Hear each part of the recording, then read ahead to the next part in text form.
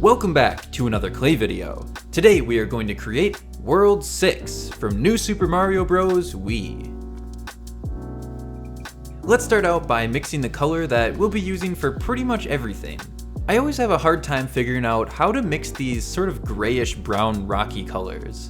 This ended up being way too light, so I added in some black. Looks much better now and a lot closer to the color of the actual map.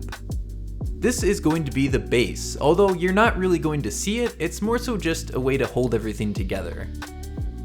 One of the main features on this map is these tall rocky mountains, and these are in a couple different sections. I basically just kept going around it in circles with the blade so we get a lot of nice jagged edges. And as we get higher up, the sections just get smaller and smaller. We can start stacking up these pillars. We have 3 pillars in total. This one is the biggest one, we have a slightly skinnier one, and then a very small one on this side. Now to add in some nice rocky texture, I'm going to be using the toothbrush. Seems like a really weird clay tool, but I've been using it for years and it works perfectly every time for rock texture. Just make sure this isn't the same one you're using for your teeth. Let's get those into place. And we can start working on the main platform. There's nothing special about it, it's basically just a square. But we have to cut out this little section on the side. Because this platform is a double platform, we have 2 different sections to it. I'll hit it again with the toothbrush, and then we can place it onto the base. A very common enemy in the Mario games is Monty Mole, and you usually see this enemy come flying out of a hole in the wall. These holes are roughly shaped like their body, but this is so tiny I'm just going to be doing some circles. Around it we have some jagged rock pieces. Since the bottom section of this big platform actually doesn't have anything else on it, I decided to damage it a little bit with my knife, and I think it looks a little bit less empty this way.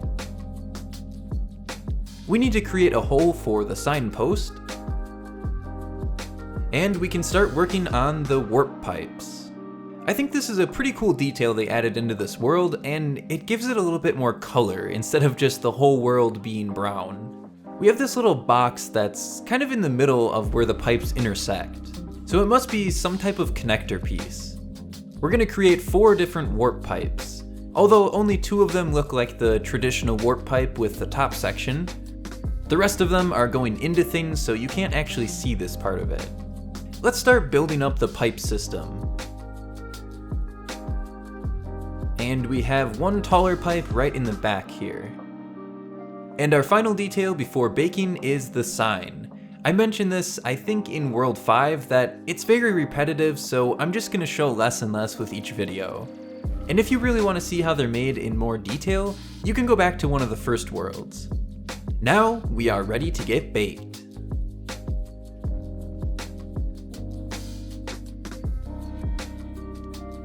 After baking, let's assemble the sign using some super glue.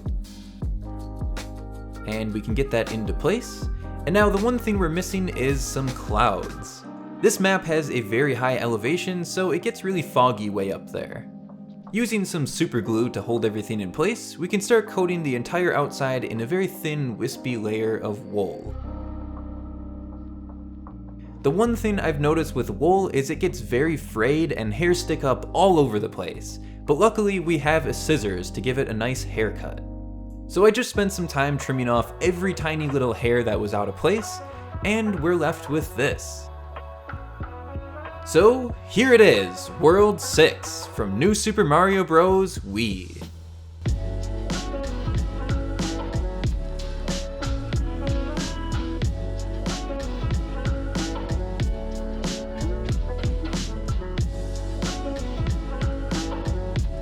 I really hope you enjoyed today's video. If you haven't seen the last 5 worlds, you can click on the playlist at the end of this video. Thank you all for watching, and I will see you all in the next one.